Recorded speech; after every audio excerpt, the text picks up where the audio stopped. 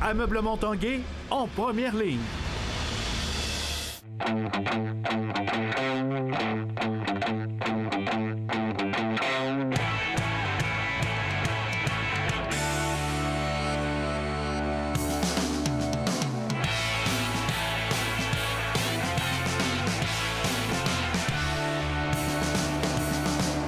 À tous, bon mercredi et bienvenue à l'Esprit sportif. Aujourd'hui, dans l'émission, on se rend au camp d'entraînement des Élans de Garneau au niveau du football collégial. Mais d'abord, on parle vélo de montagne. Le Mont-Sainte-Anne reçoit encore en fin de semaine le Villerium et ça du 10 au 12 août prochain. Qui dit Villerium dit épreuve de la Coupe du monde en cross-country, également en descente. On se prépare pour les championnats du monde qui auront lieu l'an prochain, ici même au Mont-Sainte-Anne.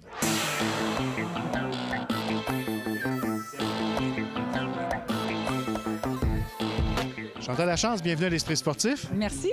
Toujours excité à quelques heures du début d'une Coupe du monde de vélo de montagne d'un Villerium. J'en reviens pas. 28 ans plus tard, j'ai encore des frissons. Je suis toujours aussi énervée. Je suis nerveuse. J'ai tout ça là. J'imagine que c'est comme... on entend souvent les artistes dire avant d'entrer en scène, même si ça fait 40 ans, j'ai encore le trac. Mais moi, j'ai encore le trac.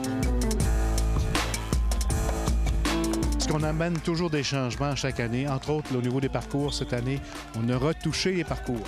Tout à fait. En fait, nous, on n'arrête jamais. Puis c'est drôle parce que le directeur de l'Union cycliste internationale du vélo de montagne me disait « C'est tellement agréable de venir au Mont-Sainte-Anne, vous faites toujours des améliorations. 28 ans plus tard, vous êtes encore dans les changements. » En fait, ce qui se produit, c'est qu'on est excessivement à l'écoute des commentaires des athlètes. Puis là, cette année, bien, on est à l'an -1 des championnats du monde. Donc, ces changements-là sont également pour se préparer pour les championnats du monde de l'an prochain.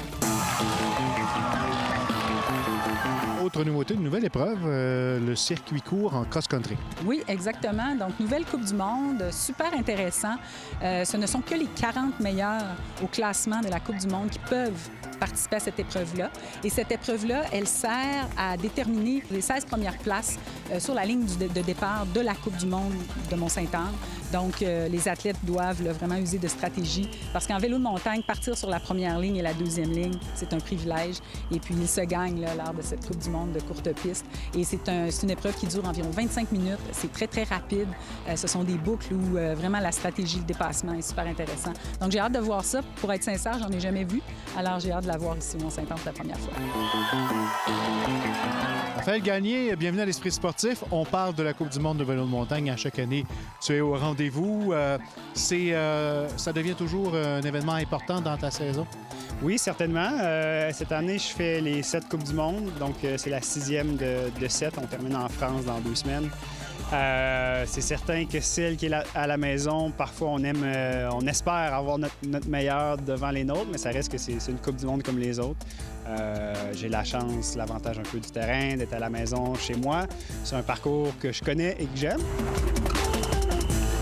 Amélie Simard, quand on vient de Beaupré, qu'on a une Coupe du monde dans notre cours, ça signifie quoi pour toi? Ça signifie la semaine la plus importante de l'été, la plus fun surtout aussi. C'est vraiment, on parle souvent, je parle de ma saison aux gens que je croise, bien, c'est vraiment important d'avoir un événement comme ça pour leur montrer finalement, mettre des images sur les mots quand je leur parle tout au long de l'année.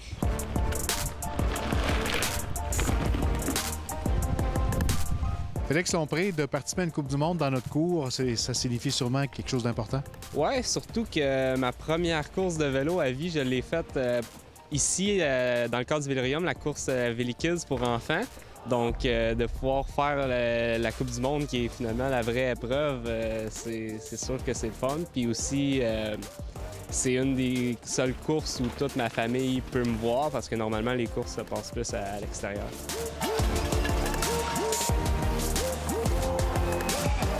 On a fait des changements. Est-ce que la difficulté va être augmentée?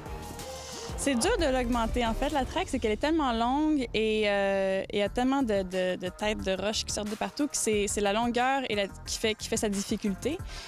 Oui, ils ont fait des changements. J'ai hâte de voir cet après-midi.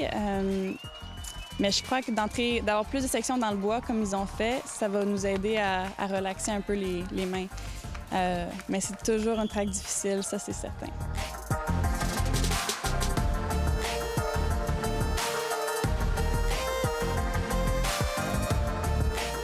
C'est sûrement que ça va ralentir les temps un petit peu, parce qu'on a comme un nouveau bois. Donc les temps vont être un petit peu plus longs encore. Puis le beau, il a vraiment l'air bien. Une belle section technique avec une drop. Puis après ça, des roches. Là, donc, On fait une grande place à l'élite, au Vélérium, mais également aux amateurs de vélo de montagne. Rappelez-nous les événements là, qui reviennent année après année pour les amateurs. Bien, écoutez, c'est certain que c'est notre signature, hein, nous, la Coupe du monde, les élites, effectivement. Mais cette année encore, on retrouve le Raid Vélo Mag. Donc, le Raid avec le 80, le 60, le 30 et le 15 km. Notre super événement, qui est probablement mon événement préféré, le VéliKids. Alors, probablement, je dirais, 400 enfants seront présents cette année. Ça, c'est un événement qui en avait 30 au début. Aujourd'hui, on est rendu à 400, tous des petits bouts de choux qui vont éventuellement, certainement, certains d'entre eux, monter sur un podium en championnat canadien ou en Coupe du monde, qui sait. On a toutes nos présentations de groupes de musique, donc notre programmation festive au Lounge Budweiser, qui est situé au pied de la montagne. Donc vendredi, samedi, dimanche, on a plein de groupes de musique, dont Pascal Picard qui sera ici sur place. Puis ensuite de ça, on a le Gap Enduro, qui est une autre épreuve. On a une démonstration de vélo électrique, bref. Et puis nos exposants dans le stationnement, ils sont plus de 125. Ambiance festive, beaucoup de jeunes familles, du monde en santé, tout le monde se promène, gambade dans la forêt. Un sport très accessible. On voit les athlètes, on les a au bout des doigts. C'est Chantal, bon week-end de Vélérium. Merci à vous.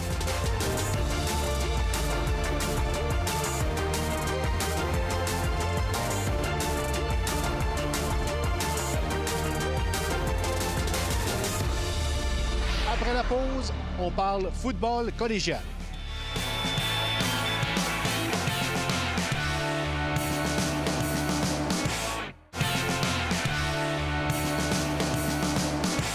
Parlons maintenant de football collégial Division 1. Le camp d'entraînement des Élans de Garneau est en cours.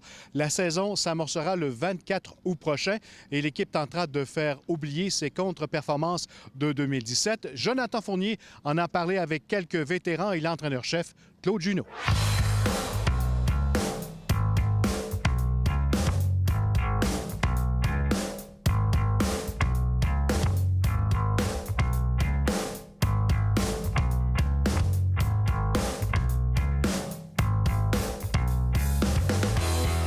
De retourner sur le terrain avec nos joueurs qui ont travaillé tellement fort durant l'hiver, puis les coachs, on était excités, on avait hâte de retourner sur le terrain, puis d'aller de faire en sorte que notre famille continue de progresser sur le terrain, on avait bien hâte. Ouais. Il y a plusieurs de ces jeunes-là qui portent le gilet vert pour les premières fois. Si on parle un peu de ton recrutement, comment ça fonctionne?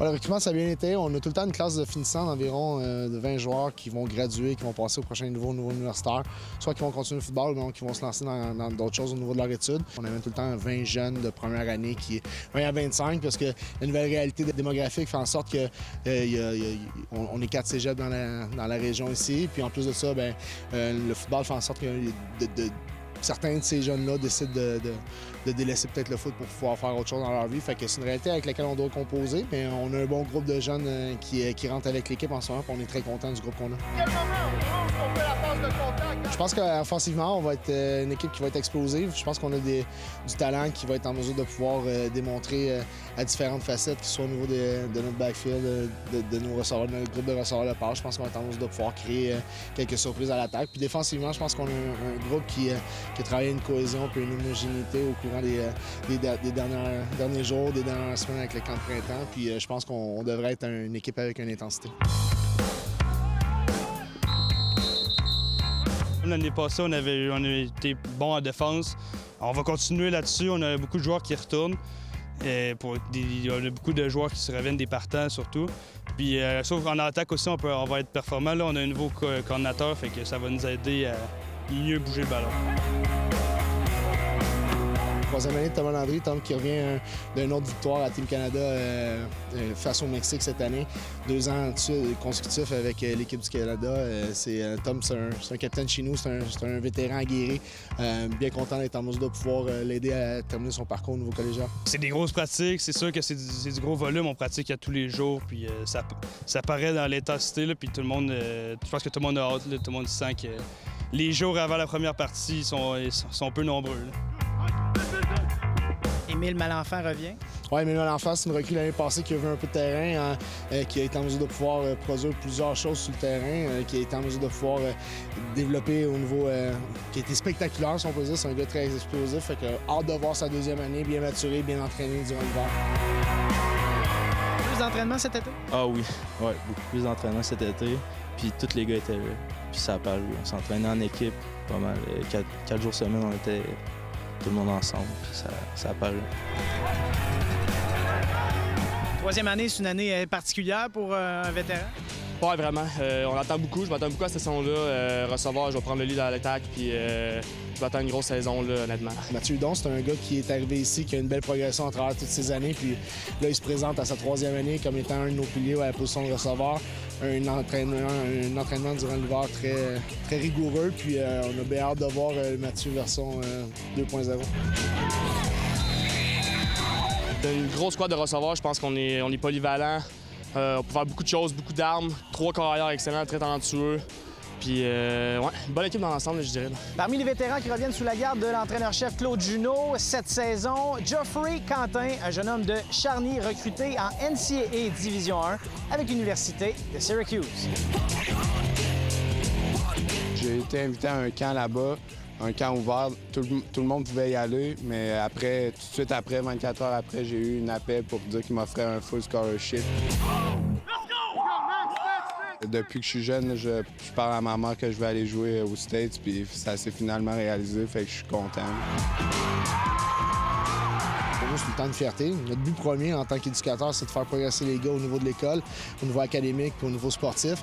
De voir un gars qui va avoir la chance de pouvoir poursuivre au prochain niveau, c'est tout le temps c'est comme notre paye. C'est là où est-ce qu'on est en mesure de pouvoir dire qu'on a fait notre job avec ces jeunes hommes-là puis les amener au prochain niveau. Je pense que c'est notre rôle premier, ouais. On est très contents, très fiers pour lui. Mon coach, Claude Junot, il m'a beaucoup aidé. Je pense que c'est la personne qui m'a le plus aidé, là. En partant, j'ai parlé avec lui pour dire que je voulais aller à NCA, puis tout de suite, il m'a aidé tout au long du processus. Son parcours n'est pas terminé, il en est très conscient. Lui-même, il le sait. Ses 2 pieds sont ici, puis ils sont bien ici, bien ancrés, puis on a des choses à terminer ensemble, puis on est très excités d'approcher la prochaine saison ensemble.